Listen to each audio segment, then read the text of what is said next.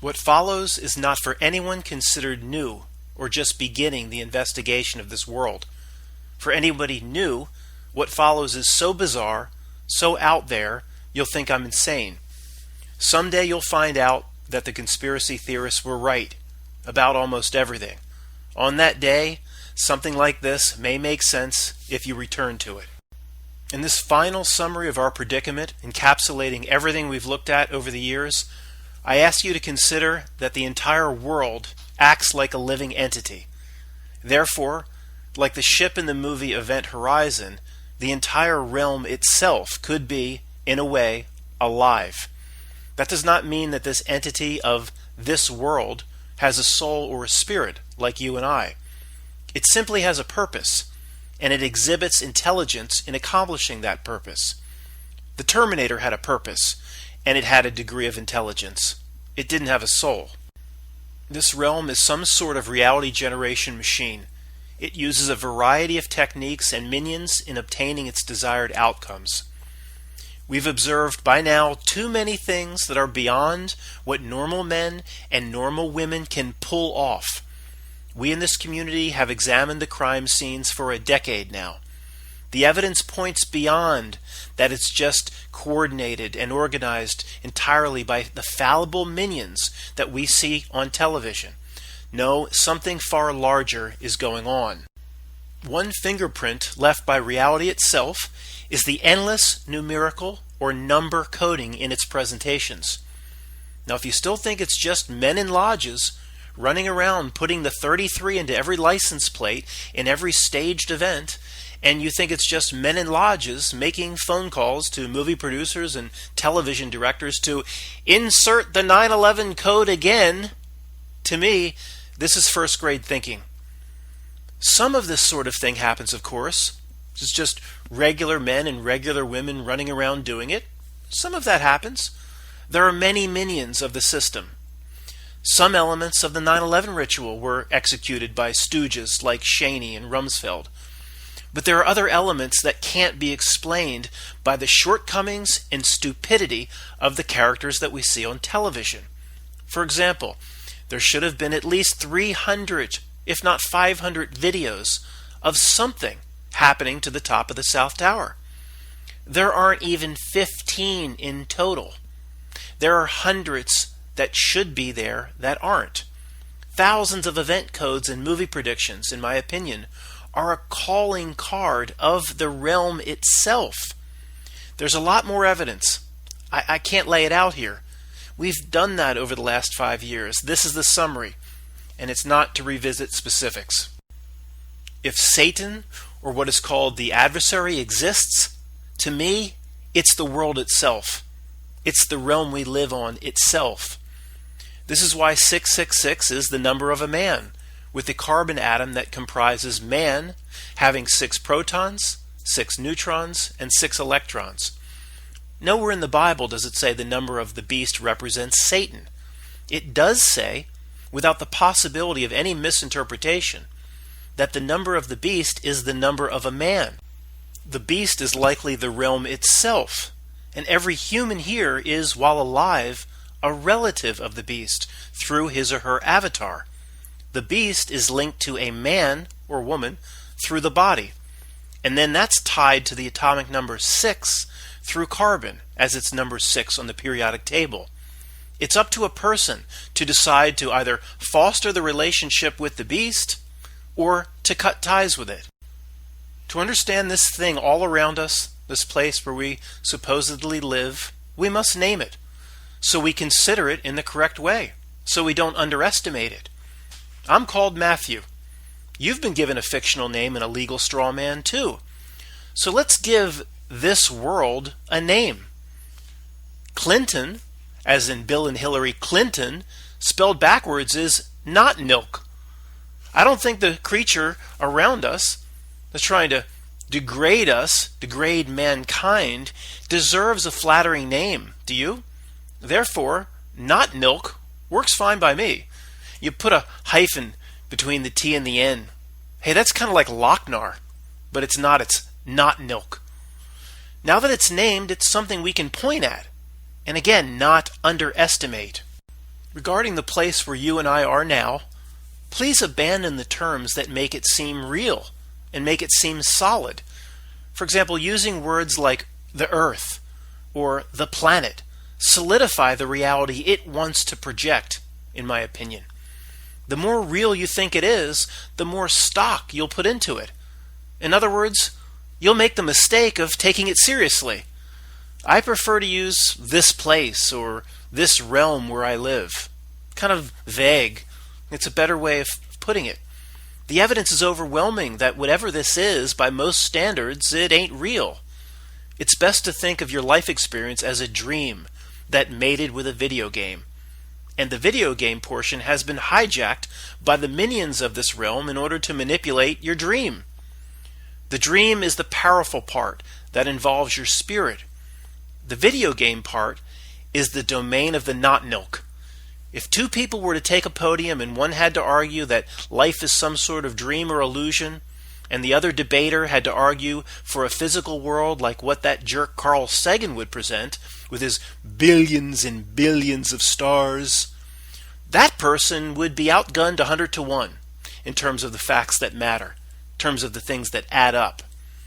No matter where we disagree, though, and how fluid the reality is, we can see that, in some way, it is fluid. There's no reason to look beyond one example. The eclipse. Any solar eclipse. A solar eclipse is simply not what they say it is. What they say is happening is impossible. I think a solar eclipse comes once or twice in a person's lifetime as a big slap in the face for the benefit of humans. The eclipse comes and holds up a giant sign that says, "Hey dummies, this shit ain't real." Now what do most people do when standing inside the umbra and it gets dark and the crickets come out? They get incredibly emotional. We witnessed this just a few years ago. Even the atheists cry out, "Oh my God!" Even the atheists. The eclipse is the most direct spiritual experience most people will ever have, and they don't pay attention to the most important part of it. They focus on the light up there, or what the moon's doing to the sun. Their focus is up there. And they should be 90% or more focused on the experience that's going on in here, or the experience that's happening to themselves. The potency of the solar eclipse is undeniable, and everyone reacts to it with some degree of emotion, or awe, or wonder. However, it's all lost so quickly on people of the modern world. 5 minutes after the solar eclipse and the umbra leaves them, they'll walk back inside the house and order a pizza like nothing just happened. If they went inside and talked about what they just witnessed with the group of people they watched it with, they may come out the other side with new revelations of how their life fits in to such a grand scheme. What is the grand scheme? What message was just delivered by the eclipse? What does that mean? Is it just a moon passing in front of the sun? Or maybe it's something else? Yes, the realm is expert at getting people that just witnessed the eclipse busy again, so nothing can be realized. The first thing they do after the umbra leaves them behind is they get on the phone or engage with social media to post their pictures. The furthest thing away from how did it make me feel and why did I react the way I reacted. We now have hundreds of examples, but the eclipse is all anybody needs to understand that this life ain't as real as what they want you to think it is. The eclipse is all you need. It's a sign that's been here forever and always will be, and it's a sign that nobody pays attention to. But there are other examples beyond the eclipse, but the eclipse is all you need. The eclipse is impossible. I don't buy 1 in trillion coincidences very often, but let's continue. A rainbow is impossible if this place is what they say it is. Think about it. The Celel-Elyon effect on a lunar eclipse is impossible if what's going on is what they say is going on. The Abraham Lincoln to President Kennedy synchronicities, past say 5 or 10 of them, is impossible. Now there are about 50 Kennedy to Lincoln synchronicities. The ecliptic, where the wheels on the bus go round and round the exact same way around the sun on a flat plane, is impossible. Only seeing one side of the moon for a few million years is impossible. Now, they tell us the moon's spinning, but in perfect coordination with its orbit. They can just throw out some sort of bullshit term like tidal lock. It sounds official, so I'll believe the bullshit. The idiot experts don't even know who built the Great Pyramid. For crying out loud, a few million people like me are Mandela affected, and we've seen reality change basically overnight. Now, I don't need to see anymore. It's some sort of a fluid reality. I'm closing Carl Sagan's bar tab and throwing his drunk ass out into the alley forever. This place ain't real, Carl, so don't come back again. In the scheme of all that is in the universe, our life experience is absurdly short. If I told you stepping into a dark closet for a second could really benefit you, would you think it's a big deal to try it out?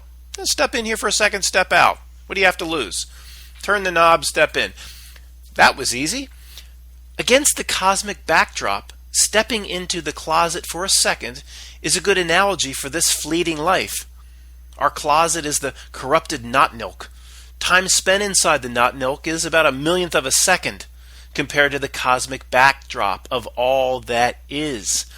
Most people think there is more to our existence than just this place.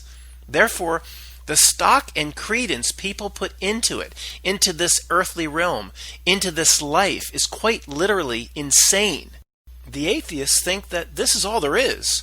So a bunch of atheists, frolicking around and gathering up speedboats and antique car collections, and I can understand that because that's what they believe.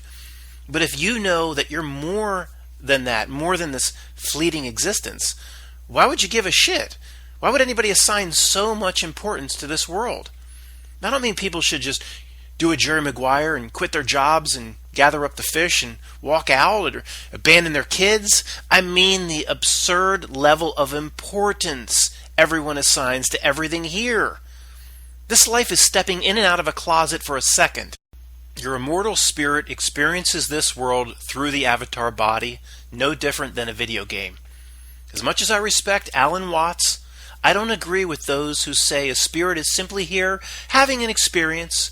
It's just something interesting that we signed up to do. It's all benign, and it's just like a day in the park or trying out a new flavor of ice cream. No, I disagree. The stakes seem far more serious than that. As brilliant as people like Alan Watts are, or in his case were, most don't see the sinister nature that we see. This realm is a terminator. The great advantage or aptitude of the conspiracy person, people like you and I, is he or she sees the magnitude of the stakes of this existence. Because the conspiracy person can witness the tactics being put forward by an organized adversary. The conspiracy person sees the sinister nature of what we're up against. Conversely, one who interprets all that life brings as just a random phenomenon, the atheist, for example, leaves all personal defenses down. If this is all random, then there's no master plot. No master plot or grand play means there are no controllers, then there are no minions. If there are no minions and alkalites, then there's no spiritual battle going on, is there? In this case, why would mounting a spiritual defense be necessary? Heck, they don't even think they have a spirit. And if so, don't see that there's something trying to take pieces of it daily. We do see it. Christians and others who take their religion very seriously see it. But I assure you, most people sitting in churches, to pick on Christianity for just a moment, most people, they will say, sure, Satan influences, Satan drove this person to commit suicide or drove this person to be a drug addict, but they don't see it. They don't see the sinister nature of the entire Not-Nilc or realm itself. Most people around us do see the evil in the world, of course, but in the wrong light. They don't nearly go far enough. They explain all the evil away by barely peering or peeping around one corner. They play checkers with it when it's playing three-dimensional chess. They love the term Occam's razor, don't they? Everybody here in this realm is just doing the best they can in a massive, complicated society. Oh, that problem over there? Oh, that's simply the corrupt politicians. That over there, that's just caused by money-hungry, cheating businessmen who are just acting out of greed. Oh, the wars? That's just people being power-hungry. The pedophilia is just a perversion. The ills of the world stem from individual motivation and just mental illness. They can just explain it all away with the simplest of terms. Only the conspiracy person steps back and actually sees the big picture. That results are all by design, and the complexity is such that it can only be being pulled off by something unimaginable to the common person. In other words, everything that's happening, if by design, cannot be of regular men and regular women running around coding license plates. Now, I understand Christians call it Satan. It's an apt description for what's actually happening. To me, it's the realm itself. We agree in more areas where we disagree. Now, what was just described concerning the random nature of how most people view the world is the best definition of not being able to see the forest through the trees. Conspiracy people, everything's a grand plot. Everything's just a big plot against the people. Yes, and if you don't see it, you're the greatest example I've ever seen of being pressed up too close to the trees to see that there's even a forest there. Academics are teaching us about the forest by living inside the Keebler treehouse, and they've never ever been outside of it. Conspiracy theorists talk about a master plan, and we're kooks for talking about it. That's the genius of this realm, because it wages a war people don't even know is going on. People believe the daily punch they get in their face is a tickle, and then they ask for more of it. The ideas of the Big Bang and the vastness of space, the way it's presented to us, subconsciously cements the idea that everything coming at us is random. Nothing is planned. There's no sinister plot because, you see, very little can be organized if this world came from an explosion. That means, other than corrupt politicians, there's really nothing to fight back against. There's no personal defenses that need to be mounted to ward anything off. There's nothing sinister going on at all, so there's no inner you to protect. One does not lock away the food cache from the bears if one believes there are no bears in the entire state. The life experience of living souls is composed of 4 aspects. Aspect 1, your immediate reality bubble.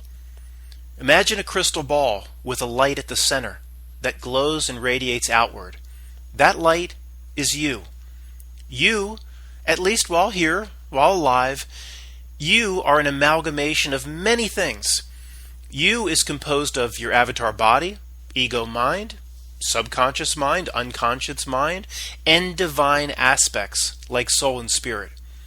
It's likely spirit engages and interacts with this realm from somewhere else through consciousness, which has a foot in both places. Consciousness is not between the ears or behind the eyes or in a mushy pile of mashed potatoes we call the brain. Consciousness has a foot in both places. It's here and it's there. Think of consciousness as the connecting rainbow bridge between spirit and this place.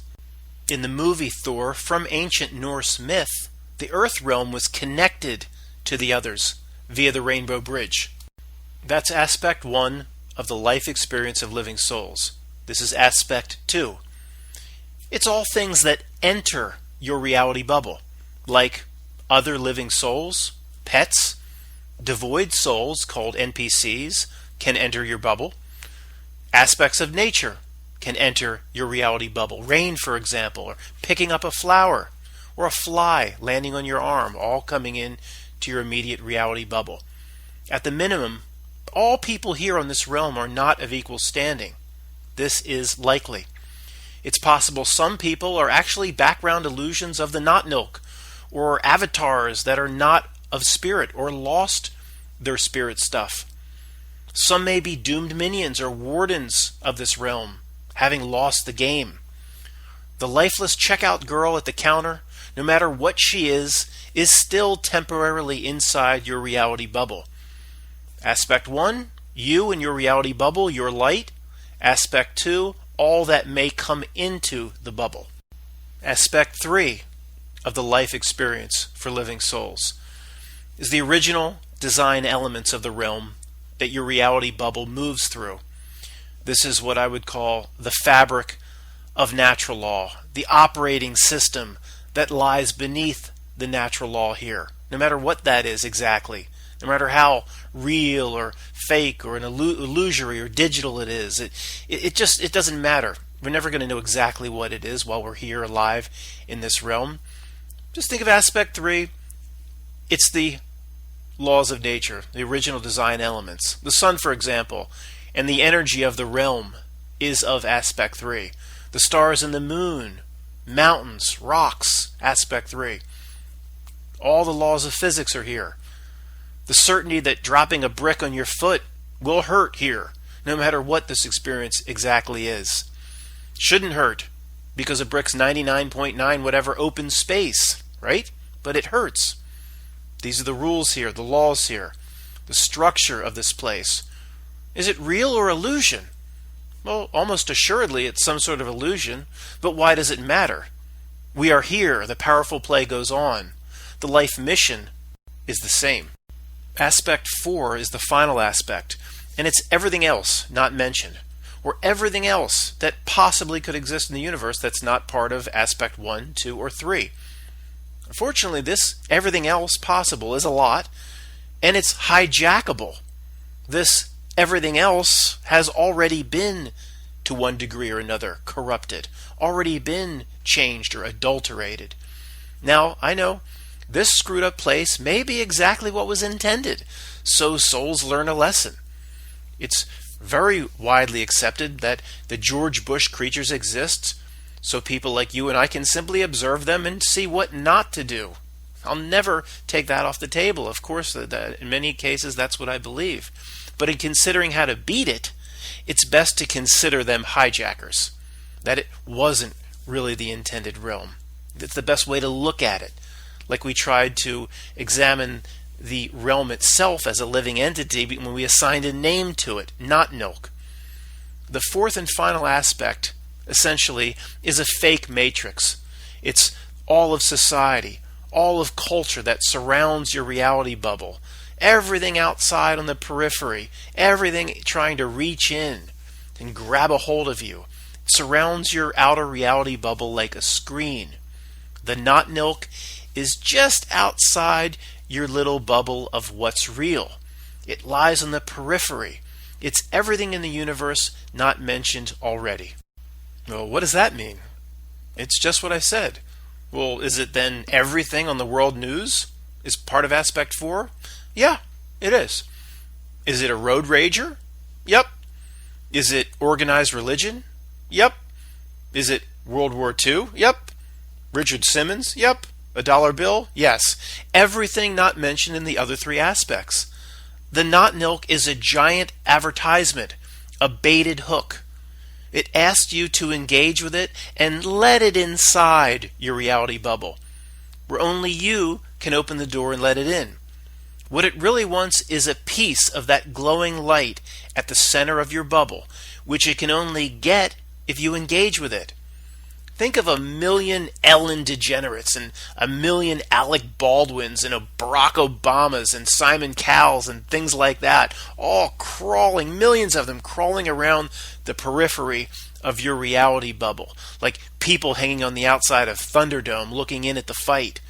All these disgusting things of the Not-Nilc, the minions, the corrupted ideas, the corrupted theories, the perversions, the deadly sins, the false flags, the world news, they all reach a gross slimy hand in towards you, in towards the light. They can't quite reach it. They're on the periphery of Thunderdome. They can't quite touch your light. They tempt you to reach up and take the gross little hand. On the outside of everyone's bubble, this is where what we call the cabal resides. The Not-Nilc, or the realm itself, is bigger than the cabal. The Illuminati is likely a tool of the Not-Nilc realm itself. Minions of the realm, potentially not the highest levels.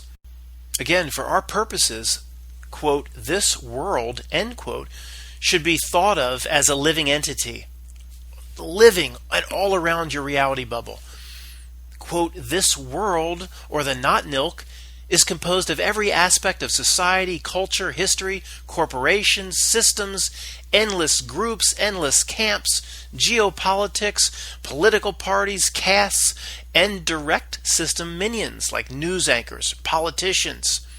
Through all of these different things acting as cells in a body, it is one thing, just as you are one thing comprised of cells.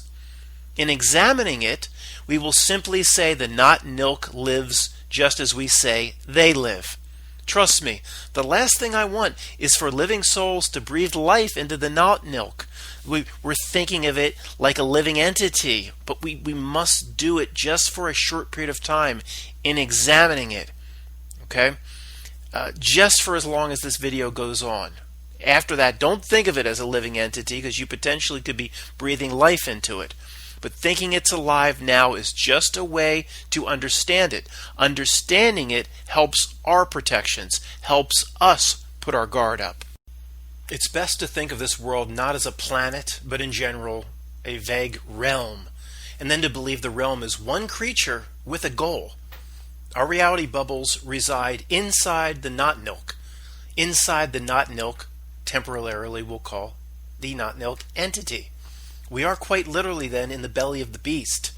The Not-Nilc interacts with living souls through what I call the screen, and it projects its images into our reality bubbles, or at least onto the periphery, hoping it gets our attention, hoping it gets the attention of the light at the center. It's a pusherman of inhuman ideas, fear, stress, and all sorts of 7 deadly sins. The realm itself is the Satan archetype. The Not-Nilc employs a million different means to get your attention from the periphery or outer edges of your reality bubble. Your reality bubble is wrapped essentially in a screen, or what I call a gigantic advertisement. So a man who drives by you in a convertible Ferrari is of the screen. Whether that person driving is real or not, still an agent of the screen. When the Ferrari goes by, it's meant to elicit covet in you, a wanting, a jealousy, a road rager that pulls up next to you and screams at you at a red light, whether that driver is real or not, is of the Not-Nilc, is of the screen. It's there to elicit anger and fear. Your daughter demanding something from the mall is the screen imposing itself into your reality bubble through the Not-Nilc driving the motivations of your daughter. And it has impinged into your reality bubble through hers. Regular mail delivered into your home is the Not-Nilc imposing a way into your reality as you open up bills that are late and begin to stress and worry. Once again, where attention goes, energy flows. And if the bill is late, it's more energy that you've lost to it, sucked up by the Not-Nilc. Remember, learning in science class that, quote, energy cannot be gained or lost, whether true or not, this could be the biggest truth drop in human history. Per this first law of thermodynamics, then, where is your fear going? Where's your stress going? Anger, jealousy, where is all that rating out to if energy cannot be gained or lost? Well, the Not-Nilc is feeding, isn't it? The Not-Nilc actually wants you angry at it.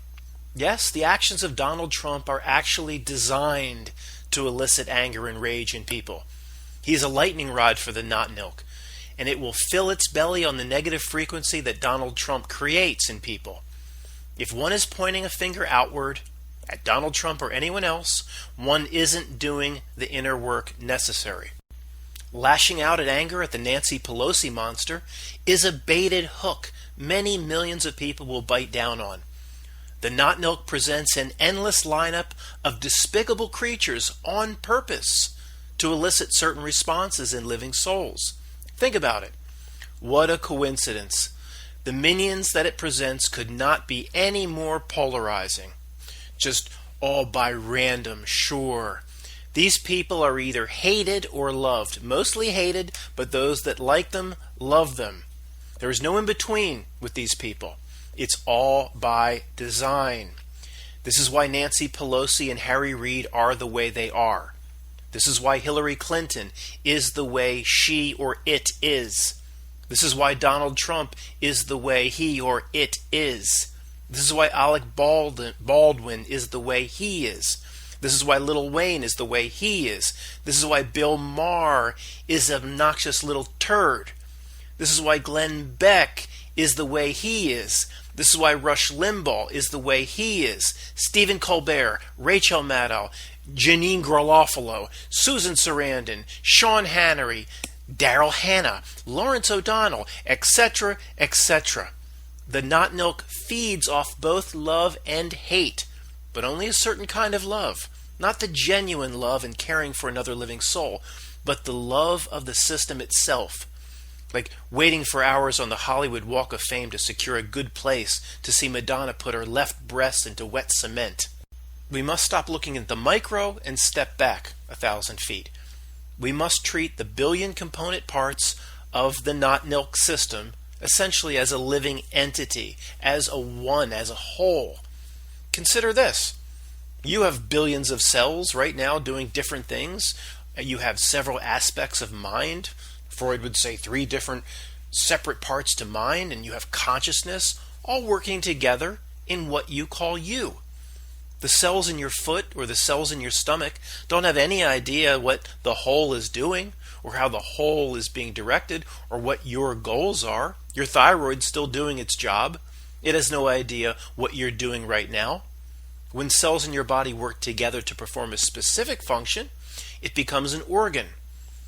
I think the Not-Nilc is just the same.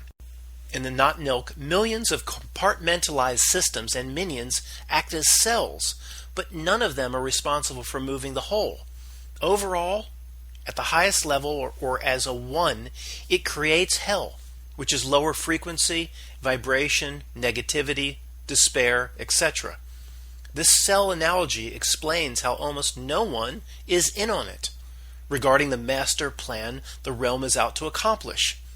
Again, a cell in your body has a function, no more, no less. Chris Rock, a cancer cell, has a function. He's less polarizing than Spike Lee because if you can get people to laugh while presenting your racism, well, that's perfectly acceptable. If the greater you is, say, robbing a bank, you're robbing a bank right now. Are your cells in on it? Are your cells in on anything? Of course not.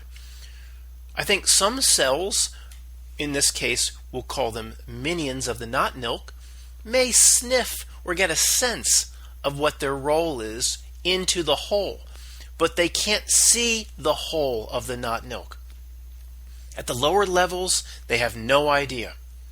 My local action newsman Jim Gardner has been presenting Philadelphia fires and local West Philly shootings and all manners of what we call news, which just brings forth horrible negative frequency and emotion. He's been doing this for about 40 years. Hook Jim Gardner up to a lie detector test, and he believes in every ounce of his being that he's served the public, that he served humanity. No idea how he'd been played by the larger Not-Nilc. So would Spike Lee. Again, overall, he's done right by the people. No idea exactly how he's been played. Now, Anderson Cooper and a few others know much, much more. What you call you is much more than one piece. It's the sum of all parts, millions. I think the Not-Nilc system works the same way. The CIA may act like an organ for the overall system or whole, with its employees being individual cells. Russia, China, countries like the United States, massive entities like the Vatican may act like large organs for the screen. At the cellular level, things are neither good nor bad. If you go down into the smallest cubicle, all that matters is how it supports the whole. The small aspects of the system perform a role with blinders on and don't see the overall whole, for the most part. Does even the kidney in a good person know any difference than a kidney inside a bad person? It doesn't see the whole. Only the directed whole decides bad or good. This is why there are very few at the cell or the minion level in this realm who are, quote, in on it to the degree we always assumed. We always assumed everybody's running around in the know. Now we know almost no one is in the know. Anderson Cooper, people like Jacob Rothschild, people like Jared Kushner, whatever that creepy thing is, there could be exceptions like this. They have much more understanding. But that's a rare exception. Almost convinced of this at this point. I don't even think these types have all the answers you may think they have. As mentioned, there is no doubt Donald Trump's main role is to get millions of people worked up into a pissed off frenzy. That is his act, his role. Now, my Matrix friend Pam says 5 times a day, especially when his face pops up, he's a despicable monster. She says it every time he comes on TV. It's the same script. She gets enraged by him. It's exactly what his role is. Did Jared Kushner, an agent for the Not-Nilc, sit down with Donald Trump, say 4 years ago, and coach his lines like Dr. Fritz did with Django? Donald, Mr. Trump, you'll be playing a caricature, and you must never break character. Do you understand? Yeah, don't break character. Does Donald Trump fully understand what he does for the gigantic whole of the Not-Nilc? I doubt it. Yes, I'm proposing he isn't even fully informed and is more of a cell playing a part. Knows his part, knows the lines, doesn't understand the entire play itself. This is the way I believe reality works. This is the amazing aspect of this place in which we live. I'm saying what I describe as the Not-Nilc and the nature of the system, Trump does not even understand that, potentially, in ways we are exploring right now. In understanding our predicament, we must first ask, is this what we'll temporarily call the living entity of the Not-Nilc? Is it a friendly advocate for human souls, or is it a Satan-type adversary? The answer is obvious. Of course it corrupts at every turn. That's the macro, or top level.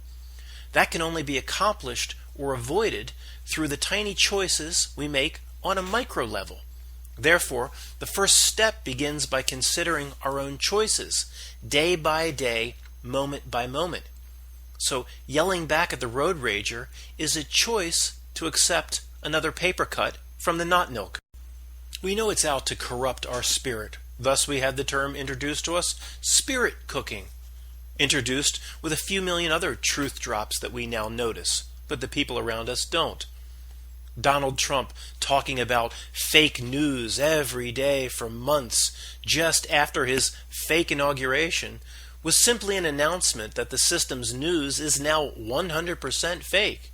It might have been 90% fake in the Walter Cronkite days, but Trump coming out saying fake news, fake news, fake news, and everybody that's a Trump supporter saying, oh, he's on our side. No, it was an announcement that everything they do at this point is 100% fake. It had nothing to do with fighting back against liberal bias that may exist at CNN. Everything is a third level meaning. If you're seeing it only at the first level, well, you're at least 2 levels off. Trump and CNN are on exactly the same team. We need to understand the Not-Nilc's tactics and make ourselves immune to those tactics. This realm overall, some sort of living golem, is out to corrupt. But how does it do that? Well, the Not-Nilc plays a massive trick on the living souls here. Its trick is successful because almost everyone who's executing its wishes doesn't even know that there's a trick being played. They think they're choosing to do it themselves. Imagine a David Copperfield who really believed he just made the Statue of Liberty disappear. Think of a bank robber who doesn't realize he just robbed a bank. He would be quite convincing, by the way, on the stand in front of the jury if he himself didn't think he did it. The Not-Nilc is genius in putting just about everybody that exists under the dome of the same Truman Show. Nobody's acting. Everybody in their cubicle, whether it be the NSA or the World News produced for David Muir, everybody in their cubicle thinks they're doing the best they can. And they don't see how what they're doing is moving the Loc-nar forward. That's the sick, incredible genius of this system. In fact, the only people we know that are acting, and they know themselves are acting, are these crisis actors that get shot up and then they jump out of bed in the morning and run down onto the sidewalk and give interviews. Well, they know they're not really hurt. Other than that, most people believe they're actually doing right. That is the incredible evil genius of having everybody under the Truman Dome also be Trumans. If an idea or image comes from the periphery of your reality bubble, trying to get into your light, it's part of the ruse or part of the trick. Another word for the general trick is what I've called the script that's being laid down for real spirits to follow. It shoves the cue cards into our hands daily. Never deviate from your lines. Never go off the script. The entire presentation of the Matrix is a lie. Now, I'm sure there are a few exceptions. So what? Write every major event down from the last 100 years, put it on Post-it notes, and tape them all over the wall. You know what example I'm about to bring. Throw a dart. See which Post-it note it lands into. Oh, the JFK assassination? The official story's bullshit. Throw another one. The moon landing? Bullshit. 9/11? 19 hijackers? Insert canned laughter here. Presidential quote, elections? Comical. Reason for the Iraq War? Comical. Pearl Harbor? Not what they said it was. Underlying reasons for all war? Bullcrap. Reasons for the Notre Dame fire? Bullcrap. Reasons for the California fires? Bullcrap. Folks, this could go on for hours, probably days. If the major events are frauds, why should anyone believe the smaller events, the lesser demons from the same mother? Why should we believe they're for real? What? The entire system at the highest levels has proven to be a fraud? Then I'm a crazy conspiracy theorist for believing then the lesser presentations are also frauds?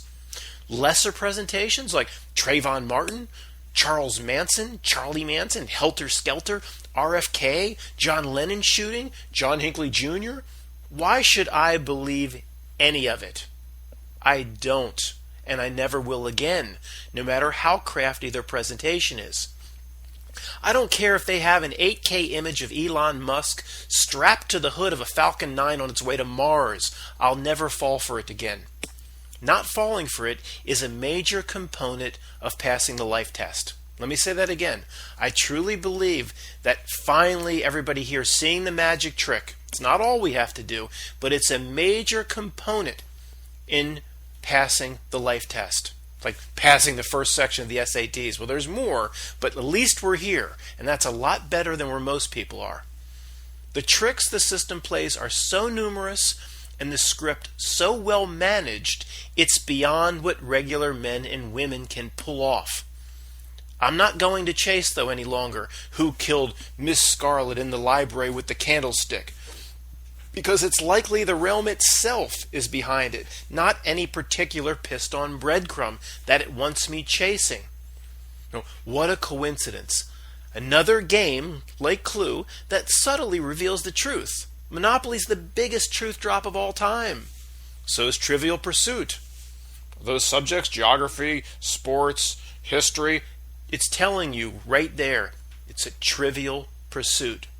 And not because it's trivia, and the answering of questions. It's trivial, meaning a waste of time. It's a truth drop right in the title. The Game of Life is the oldest one of these games. I think it goes back to the late 1800s. Go look at that game. Assholes play the game, they run around and collect materialism, and they go into debt. Again, that fucker goes back to the late 1800s. There is truth in everything if you know how to read between the lines. People listening to this surely see the trick, but consider this. Who plays a trick? Who plays a trick? They do it because they want to draw forth a certain behavior or response from the one being tricked. A trick is a roundabout way of getting something. Tricks are the only type of ammunition the Not-Nilc has. The trick can only target your avatar's senses, and it brainwashes the ego mind whenever it can to let the trick into your reality bubble. Some tricks are simple. It throws the orange-haired man called Trump or Drumpf out in front of the camera, throws him out in front of every camera it can, and 20 million people throw their lattes against the TV screen in disgust. The primitive parts of the brain are stimulated because the ego mind falls for this bullshit. Other tricks are more subtle. Wearing around the Nike logo onto your chest for the system itself is a trick that penetrates into the subconscious mind of the masses. Therefore, build the parts of you that can't be tricked by the senses and can't be manipulated by the ego mind. Build those parts of you, like inner knowing, gut feeling, connection with higher self.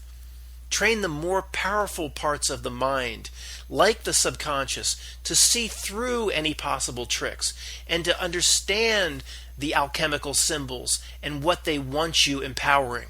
So if there's a million corrupt images and ideas and just things hanging all over the outside of your reality bubble, trying to get in, breaking their way in, you better have a good bouncer at the door. Who's at the door? Who's the bouncer? Ego mind is part of the bouncer. You know, the consciousness as it communicates through brain, through mind, consciousness as it interfaces into this realm. That bouncer better be up to the task. That bouncer better sober up and see the tricks. If not, he's going to be fired. She's going to be fired. Ain't going to be no more tricks allowed into the double deuce. Okay, even when properly trained, tricks may still make their way into the ego mind and seep into your reality bubble from time to time like a fart floating over from a neighboring cubicle. But this is where they need to be isolated, identified, and removed like the way a computer virus program is supposed to work. If something gets inside your reality bubble, something that's not supposed to be there, okay, that's one thing. That doesn't mean you can't prevent it, though, from touching the glowing light and from sucking a piece of you or taking a soul token. Okay, something's in my reality bubble. Well, let's at least get on top of it and isolate it. But most people around us are letting this shit in to the reality bubbles and letting it right into the light. And it is feeding like you can't imagine. What's the scope of the realm's trick, then? In my opinion, it's more massive than almost anybody can imagine. It's almost impossible to go far enough, in my opinion. Nothing is what it seems. We start with the basics, things like no tinfoil spaceship landed on a cat box 250,000 miles away, and no 19 guys with true value box cutters didn't bring a $2 trillion DoD infrastructure to its knees. We'll start with shit like that. Now, once you get the basic knock-knock jokes, then we'll move out from there. Soon, though, as things get more complicated, we are still seeing that nothing is adding up.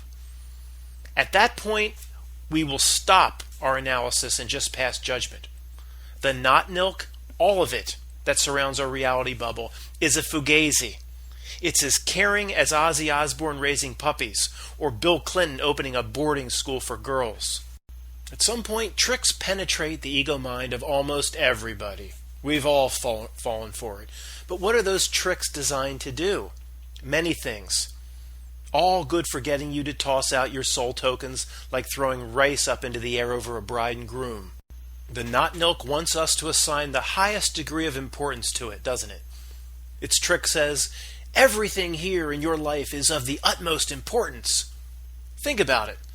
Does the world generally say to us subtly, oh, don't worry about that, or don't worry about this? Does it ever do that regarding anything it presents? Never.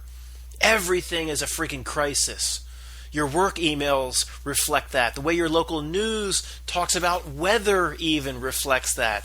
From July 1st to about August 15th, every single line of storms that came through the Philadelphia area, there was a tornado warning associated with high risk of hail. There were several instances where they actually advised entire counties to move into their basement.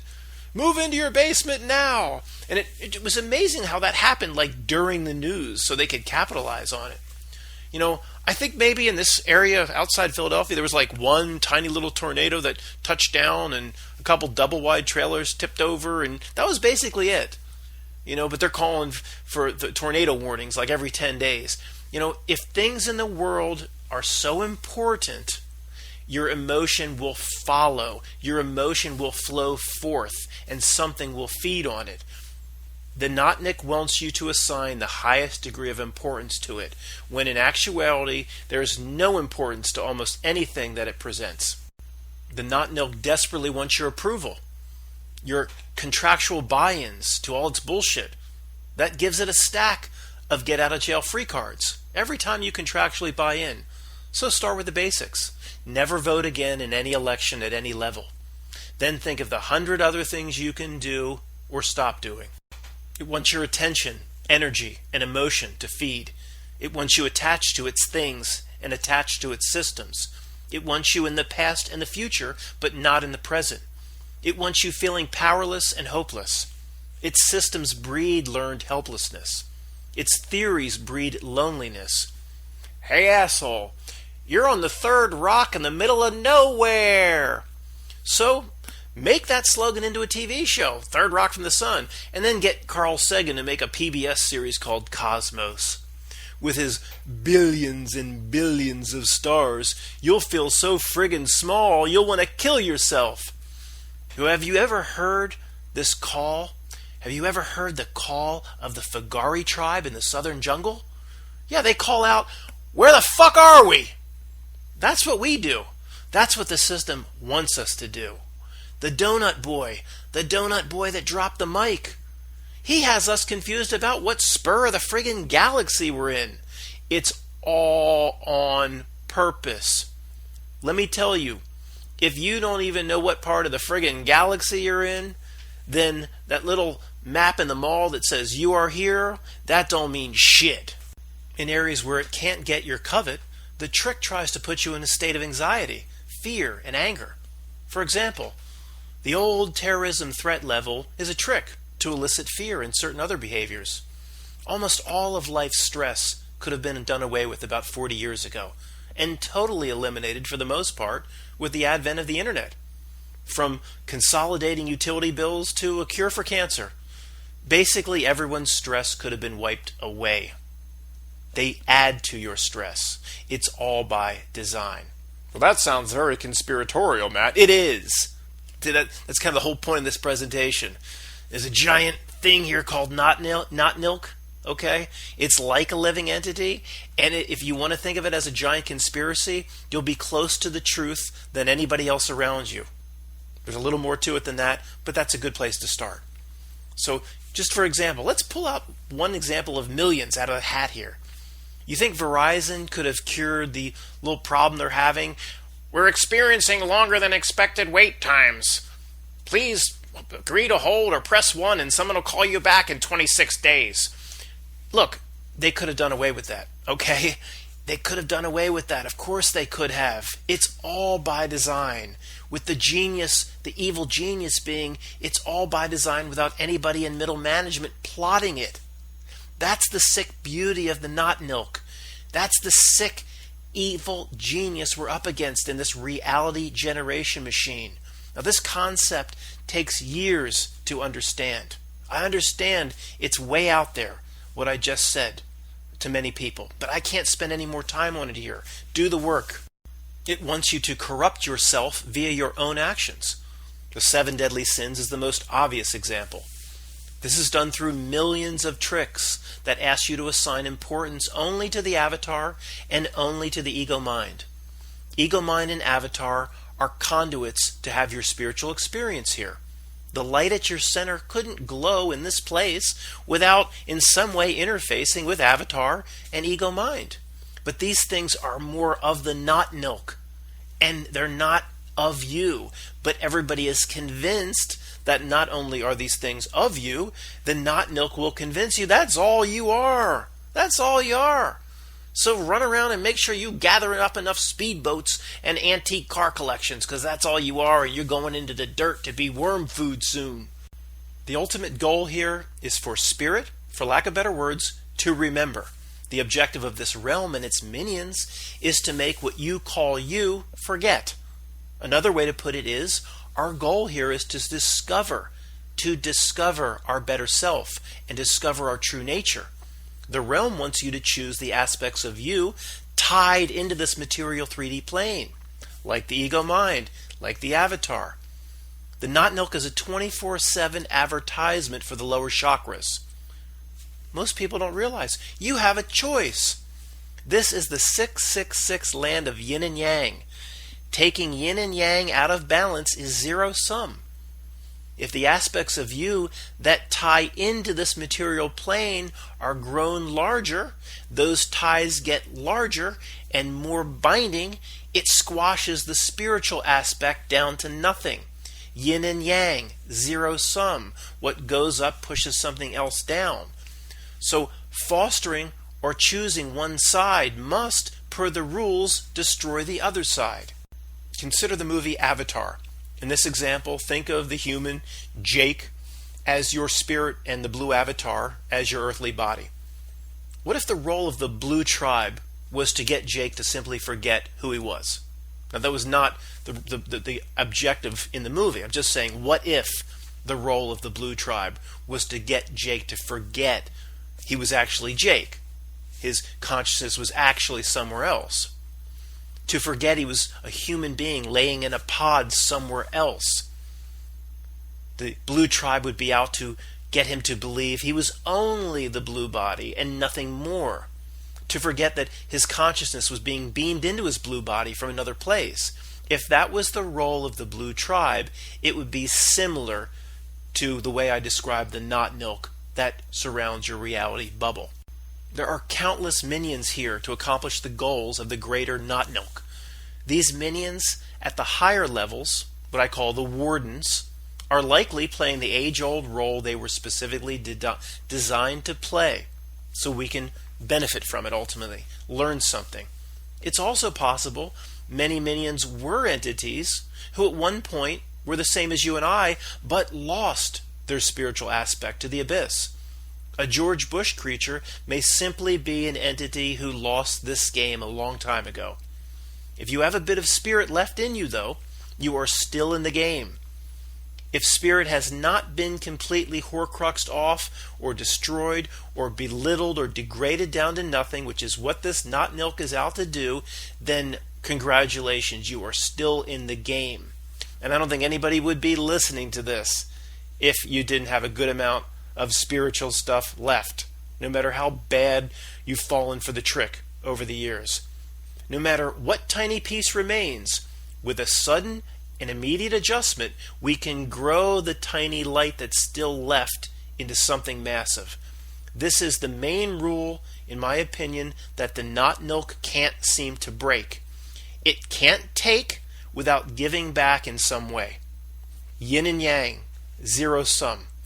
If it hides something, then on the other side it must reveal something. Universal truth is reflected in 100 movies. A soulless being is reflected by Gollum or Sméagol in Lord of the Rings. What degraded him down to only flesh remaining was the love of the ring, the love of the precious, which represents, in my opinion, the 666 material realm itself. Not a love of material things, a love of the 666 material realm itself. Perhaps the reason we can see so much, you and I can see so much in the last 5 years, a complete reality breakdown and an absolute reveal has occurred. One of the reasons may be because they have decided to start taking bigger bites.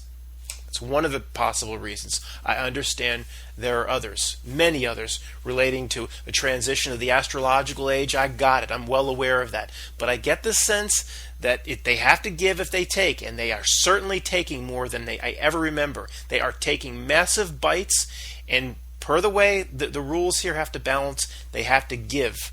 And that's where the reveal is coming from. It's one of the possibilities in my understanding. So through the yin and the yang principle, if it takes in one area, it must give in another. So the utter degradation of living souls that's happening on overdrive, like a turbo boost. We've never seen anything like what's been happening in the last 10 years. I believe that must be matched by an almost comical presentation of reality for those who choose to pay any attention. This is why, in my opinion, everything, to us at least, is breaking down as absurd. Why nobody around us can see it is the biggest mystery, but I'm done pondering that. Let them be. No matter what it looks like to us now, For example, the presentation of, say, pick something, space missions to the moon in the last century, it seems somewhat professional, considering the crap they're putting on the screen now, which is a total joke. And I don't just mean space missions. I mean everything's breaking down. What we have today in all areas is comical. So using the cell phone to potentially speed up the corruption of living souls, using the technology, absolutely they've been using the technology to create golems and to remove soul stuff from people, and everything this realm is designed to do, that may dictate the presentation of reality becoming even more absurd to match the degree of what they take. So laying inflated tires below the World Trade Center tells me one of two things. It either wants many of us to notice, or if not, it must reveal itself to stay within the confines of what you would call the rules. To me, the new level of absurdity, on top of the fact that everything here is a trick, it assures us that the investigation of all the elements, all the stuff we used to chase, all the thoroughly peed on warm breadcrumbs of who, what, where, when, why, and how they do it, who did it, where, it's no longer needed to ever be examined again, because we know everything around the periphery of the Not-Nilc is all fake. For its tricks and scripts to work, living souls like you and I need to engage the screen, and that, in turn, breathes life into the trick, which manifests reality itself. Surrounding your reality bubble, there are about 1 million gremlins. They all reach their little hands down towards your spiritual light with their tiny little slimy arms. You must choose to reach up and grab a hold. If you do, you make a blurry screen element and image clearer. Everybody that reaches up and grabs a hold of it makes that blurry image clear. If a mass population does it, then the image becomes like 8K, and it becomes part of this reality. It needs the living souls to do it. I don't think it can do it on its own. The Not-Nilc tosses down its beanstalk seeds into the dirt. Now imagine these seeds as the first stage of a reality that it wants to grow. We must be tricked to water the seeds and care for the seeds. The initial image on the screen at the periphery of the reality bubble at this stage is very blurry. For example, the idea of transgender bathrooms all over the land and transgender and gay lifestyles being bowed down to as the most wonderful thing in the known universe. Oh, gay lifestyles and transgender lifestyles. Oh, how wonderful. How did we arrive at this? It all starts with a general concept and a blurry image from the screen. It tosses down the seeds. It must then take out its Pied Piper pan flute, and it must play its melody before the collective consciousness. And it will try to lead the collective consciousness, like the Pied Piper, in a certain direction. The intensity of the screen image, as I said at first, very blurry. The seed has no substance at this point. So what the screen does is the Not-Nilc gets minions to step forward. Sellouts, whatever they may be. It projects Caitlin's gender and puts that image all over the place, and millions of living souls feed it with attention, and they buy magazines, and they watch Diane Sawyer interviews, and the Caitlin creature now is on over 100 magazines and on 100 news specials, and all that imagery that was once blurry, it gets a bit clearer, and the seed starts to germinate, and it starts to grow like a thought form egregore. But it has no chance of growing if we're not feeding it and watering it ourselves. It cannot grow the freaking thing on its own. We know the top conservative animal farms are all minions of the system, every one. And Glenn Beck used to talk about the Fabian socialists and show the imagery of them forging a world closer to their heart's desire. I'm saying right now that this is likely literal. Collective consciousness probably literally shapes reality. I believe that. It takes many years to get a grasp on this. I understand that sounds crazy to many people listening, even in these circles. Now, I'm convinced that in some way that I don't fully understand, this exists. Just don't know what degree or exactly how it all works. But For example, back to the example, bringing transgender movements to life in society is one thing. Changing the physical parameters of the base reality may be another. But I don't take this off the table as possible. See, I'm done not taking it far enough. I've learned every time I stop short and don't take it far enough, I come up short. So I'm not going to do it this time. I'm not going to take it off the table. I'm suggesting, as a way to think about it, that is on the table that the Not-Nilc's introduction of Copernicus and Galileo and everything went along with the whole structure of what they say the cosmos is and the solar system, and leaving geocentrism for heliocentrism and all that, actually, potentially, and literally began to reshape the realm itself. It's on the table. So what flat earthers have researched and found out and found evidence of is simply potentially finding the remnants of what once was and once had prominence and substance on this realm. Now, a scene in American Gods had the man or the actor playing Satan, or the Satan archetype in American Gods. He was in human form. He turned to the man on the plane and asked, "Is it engines and wings that's making this plane fly right now? Or is it the passenger's belief in it that it can fly?" Laugh if you want to. We're approaching like over 100 million flights in the United States without a crash. So 100 million times 300,000 pounds of metal went flying up into the air with 1,000 moving parts, and everything's just perfect for decades. No real major crashes. Decade after decade, 10 million after 10 million after 10 million, taking all the different variables in account, for crying out loud.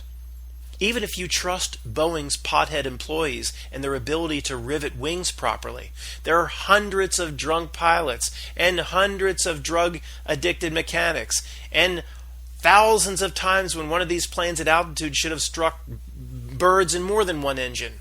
You know, times the worst statistic for the mechanics and the drunken pilots and all of that, times that by like 10 for the emotional problems and the drinking and alcohol problems with air traffic controllers. But nobody's died in hundreds of millions of flights in 20 years. But don't tell me about some local yokel plane or some Learjet. I'm talking about the big commercial airliners. Matt, don't you know they've improved safety? Oh, really, that explains 100 million, 150 million potential 300,000 pound pieces of metal going up into the air managed by drug addicted flight mechanics. Are you kidding me? No. To me, it's a reality breakdown in and of itself. And I'll go back to what the character in American Gods said. Okay? He said, "Is it the engines and wings that's making this plane fly right now, or the passenger's belief in it?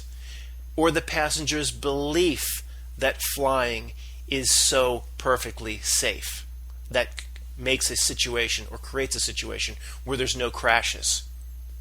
I don't know exactly what's going on, but these types of intellectual ponderings is closer to the truth than the old everybody wants to parrot back all the time. Regarding the reality that exists outside your window, yes, I believe we collectively have been tricked to create the shit that it wants. I'm told how great Game of Thrones is. So I tuned into the first season last night, to see like a 10 or 12-year-old boy sucking on his mother's boob. Bare breast. Kids right on the, I don't even want to describe it. I mean, I'm sure they hung a giant prosthetic on the actress, and the 10-year-old or 12-year-old wasn't really on her breast, but does that make it okay? That's sick, man. That's Game of Thrones? What? At the most basic foundation level, reality is a reflection of the living soul's aggregate state of being. It's a reflection of what the Not-Nilc has done to us collectively. So how are we doing collectively in the life test? You know, that's pretty easy to determine because we have a great measurement gauge for how we're doing, how corrupted or degraded we've become. It's simply a reflection of what culture is back at us, starting with pop culture. So every aspect of what was once considered good is now being destroyed, or has been destroyed. The gauge or the meter can't get much lower, can it? If negative interest rates are possible, That means banks are actually charging you for keeping money in the bank, happening in many European countries. If that can happen, I guess anything's possible. So some people may be asking, what's been destroyed? I guess if you're under age 30 or something, you don't have a frame of reference and it seems normal to you what's out the window. If you're over 40, oh, it's real fucked up. You don't need me to tell you. But what's been destroyed? Well, everything's been destroyed, and on purpose. From Star Wars being destroyed on purpose to the rainforest. Music and art is unrecognizable to those over 40 years old. Family cohabitation, local communities assisting each other even as clans is gone forever. There are actually new diseases, it's monthly, but no new cures. I can't do 100 more hours here. It's what we've been doing for 10 years. But look around.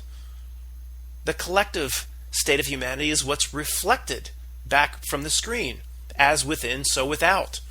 If collectively we're in the right spiritual shape, or we were in the right spiritual shape, then the screen and the gremlins would be either powerless or they wouldn't exist at all. For crying out loud, the screen made a movie called Life is Beautiful. It was about a death camp. If you follow Spike Lee's advice and do the right thing, then you gather up propane torches and burn down your local pizza place. Do the right thing. Why does it perform its trick? It never stops, never sleeps, it never gets tired of the corruption of mankind. Because it is the Not-Nilc's purpose. It's the realm's purpose. Only a Terminator never stops. The realm is a Terminator.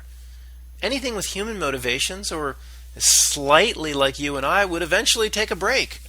Like the Keymaker said in The Matrix, it is my purpose. Its purpose is it wants to extinguish the light at the center of our reality bubble. There is no other way to interpret it. It hasn't gone rogue. Inside this realm, it's perfectly allowed to do the shit that it does inside of a certain set of rules. Can it be proven we have this light inside of us, inside of our reality bubbles that represent soul, spirit, and divine aspects? Can it be proven? This immortal aspect? Yes, and very easily. If Sarah Connor in Terminator movies had any doubt she was important, well, that came to an end the moment she was being hunted by something not of this world. Guess what? You and I are hunted by something not of this world. Well, that's a way of putting it, but it's actually the opposite. You and I are not of this world. It is, and it's doomed to always be here. We should be upset if it didn't pay any attention to us. We should think something's wrong. It's not paying attention to us. Snow White should have been thrilled about all the witch's attention. Proved to Snow White she's very special. Interestingly, the witch played a trick to get Snow White and her 7 chakras to fall for the same thing that Eve did, the apple. To notice all the million tricks the realm plays, one needs to begin to read the Matrix code, which is another way of saying to read the script that the 666 reality constantly puts forth. People think what comes at them is completely natural. You and I can see it's all sinisterly organized. The Not-Nilc can do almost nothing without it laying down a script of some kind first. But once you can see it, it's a repeating theme and it's easy to see going forward. Nobody said once the script is laid down, though. Nobody said you have to read your lines. Throw the cue cards away. But this reality, which is a bad comic book, has now exposed itself. Quote, the Russians hacked the election. That is an absurd comic book. It's an insult to our intelligence. But the people around us, for some reason, believe it. The Russians hacked the election. Repeating that over and over and over again for now pushing 3 years. That's dumber than DC Comics adopting Jughead as the new threat to Superman. The endless Lincoln to Kennedy synchronicities is the script exposing itself in a ridiculous way. So what's your threshold? Mine was crossed a long time ago. The Lincoln to Kennedy synchronicities. It was ridiculous at about 5. We're up to 50. What if the pink outfit that Jackie was wearing, that pink wool outfit down to Dallas, what if that was actually Mrs. Lincoln's and it was a hand-me-down to Jackie? And one Mrs. Lincoln wore in the Ford Theater, but it didn't have blood on it either. Would that get anyone's attention? All mass casualty events being associated with the drill is the comic book world revealed. as are all the laughing loved ones running around the next day giving interviews. This list could go on for many more hours. We're done with it. When we sense a trick, there's no need to ever investigate the elements of each false presentation of reality ever again. There's no more need to convince ourselves of anything. What's important is seeing what the Not-Nilc wants us to do to ourselves if we fall for the trick. Remember the analogy of the reality bubble with the glowing light at the center or at the inside. It's simple. This world, the reality, the realm, the Not-Nilc, wants to extinguish the light. Period. An extinguished light inside a reality bubble is likely what people refer to as an NPC or a golem person. It's not fair. Why does it do this? When did it start? Has it always been this way? How do they pull off these endless tricks successfully time after time with almost nobody being in on it? Well, insert a million more questions right here that we truthers chase or have chased. Insert them all right here. It's all the same answer. Who gives a shit? The life test starts with seeing the trick. That's question number one on the big test. Can you see the trick? Well, we're doing a lot better than most people around us. A trickster, very simple, is not to be trusted. So if it comes from this screen, I don't believe it. Why should I ever believe it? It's proven itself to be a annual, perennial, or whatever the right flower is, liar. After seeing the life trick, the second phase is learning to do the opposite of what the Not-Nilc wants you to do. If the realm is out to dim your light and ultimately steal it, then doing the opposite of what it wants should make the light grow brighter. Use whatever general analogy you prefer. Doing the opposite could be described as collecting soul tokens, or leveling up inside this video game, or obtaining Christ consciousness, or becoming Bodhisattva. There are many paths that the Not-Nilc does not want you to take. Some are better than others, but still a lot of paths that piss it off. So Buddhism or seeking samadhi may not be perfect, but I can assure you the Not-Nilc isn't in love with those paths. Doesn't matter if they're not exactly right. It's a lot better than everybody else is doing around us. Those that tune into the TV show The Conners without Roseanne each week with a bag of popcorn, oh, the system fucking loves them. The ultimate example of duality in this realm is expressed in you or in each of us. There are two sides to all of us. The life journey is simply about choosing what side to cut ties with and choosing what side to foster or nurture. By definition, there is no you until you pick a side, harden your cement. Therefore, this realm is out to define you for you. If you're listening to this, I assure you your cement is still wet or a bit wet. Your clay has not yet been fired in hell of this kiln, this realm. But look upon yourself. Right now, what form has the Not-Nilc shaped you into up till now? Are you on a tray right now about to be slid into the hellish kiln? Even so, there's still time. What is a baby? The ultimate definition of unshaped clay. That's what this realm is for, in my opinion. It will shape the clay into something that it wants. The realm will shape your clay into something, for lack of better words, that is unholy. The beauty is, the shape is, in my opinion, always malleable while you're still alive. You can reshape it yourself a lot better than the Loc-nar can or the Not-Nilc can. Of course, it can't do shit directly. It has no arms. It needs tricks. It asks you to reshape yourself into some demented form. The tug-of-war battle on this realm seems completely stacked, if not rigged, against the divine aspect of each of us. On one side of the tug-of-war battle is, right up front, right by the flag, is ego and Bonnie to its Clyde, the avatar body. So we have avatar body and ego pulling. Well, that's not very impressive, just the two of them pulling. Well, every single minion of this realm, of the Not-Nilc, is helping them pull. Every single one is on the rope. From an Ellen DeGeneres to the whole political system, the corrupt governments around the world, the corrupt corporation system, they're all pulling that side of the rope. Right up front's ego and the avatar body. And on the other side, at least in most people, is this weak little divine light about to be extinguished, with that rope kind of like being pulled from somewhere else, somewhere outside the realm. The little light down by the flag trying to pull back. It's a very difficult situation that part of us is in this realm. The only way to win is not to pull back. It's not to play on their terms. The futility of trying to pull back on such a stacked tug-of-war rope. Never pit strength against strength in a rope pull on their terms, where Andre the Giant and 4,000 George Bush gorillas are on the other side pulling. They need you to play by their rules. If you're down there pulling on the rope, you're trying to play by their rules. They've convinced you you must play and you must pull. So if you spend a lifetime making bad choices and you find yourself right now in the middle of the pull, you know there is only one thing to do. You ain't going to outpull the 4,000 George Bush gorillas. Just let go of the rope. Watch Barack Obama on the other side fall backwards, rump first, onto a frozen banana. Ultimately, what to realize is you were tricked from birth into the rigged tug of war. You didn't have to get down there and pull anything. There's no tug of war contest on their terms that needs to take place in the first place. No need to emotionally pay attention to the screen or to go fight it or pull against it. That's what it wants. It wants, my friend Pam, lashing out at a Donald Trump every time she sees his face. Most people don't see the obvious master plan of the system that you and I see. The atheist is the most lost and doesn't even see meaning in himself or herself.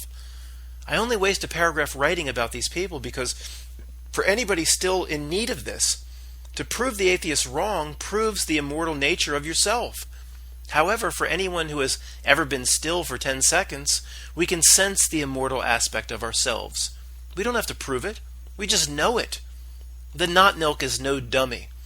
It knows quiet time, and alone time is incredibly revealing to the divine aspects of oneself. To the inner tuning fork, alone time, quiet time. This is why the Not-Nilc and the system and the screen forever adds complexity to life and the way we live, and designs itself so nobody gets 10 seconds of stillness in their entire lives. For many years, I've looked for the commonality between us. Why do you see the things that I see? Why can no one around us see it? What was revealed to us, and why do we see through some of these things, and why have we dropped veils? Nobody can see what we can see, and it's the most frustrating thing in the world. Now, again, what is the variable at play here? I don't have a smartphone, but is that it? No, many of you have a smartphone. That's not it. Here's what I've found to be the most important thing, in my opinion, to a realization of what this world's all about. It's quiet time. This life, for some reason, reveals itself. It reveals itself to most of us when we have quiet time for ourselves. So, for example, it comes during a period of unemployment for many people. Now, there needs to be a time to seek personal answers. That is absolutely essential. I was a child of the Matrix when I worked for the big insurance company. When I started work at home, quiet time, not going out with all the people at lunch, not running to the bars after work. Yes, I'm watching YouTube in the background, watching videos, I'm being influenced. But it's not just that. It's this quiet time.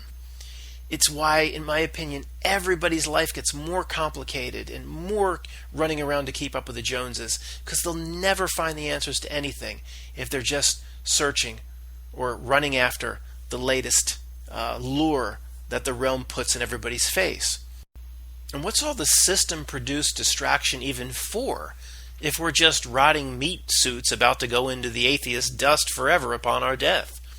So, in the main event, we have the randomness of the atheists against the intended sinister realm theory of the conspiracy theorists.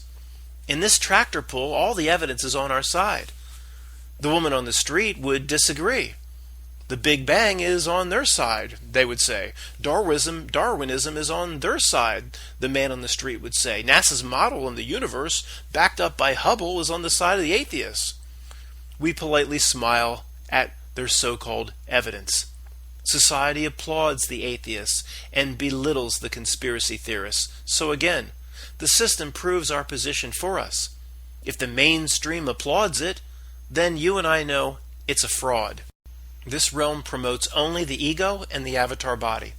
It's not just that the Not-Nilc is out to push the ego and the avatar body and these elements forward in standing and get them to rank above divine spark. No.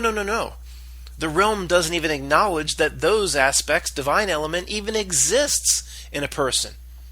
And it's natural to investigate that side of you, so when people get curious about spirit, the realm gobbles them up into the whale's belly of big religion to slowly be digested inside the big churches. People around us take the script into their hands and read their cue cards without deviation. And when they do that, in many people, it is likely the spirit at some point goes to nothing, or the Pope's abyss, or ceases to exist. We know there is a consequence to getting things wrong here. I don't think Alan Watts is right. They were just, let's just try this out, like a new brand of ice cream. Do you sense that? I don't. I sense consequence. The purpose of this realm, to me, is so you use the realm to choose what is you. You harden the cement here on yourself.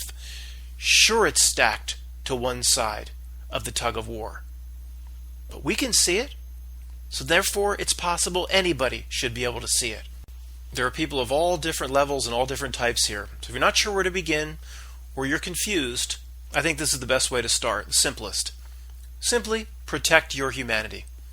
Preserve it in every choice you make. Just see the light inside your reality bubble as your humanity, which I define as the expression of the divine nature of ourselves inside this 666 realm. To me, humanity is the expression of the divine nature of ourselves inside this 666 realm. When I'm long gone from the snow globe, I don't care about protecting my humanity then.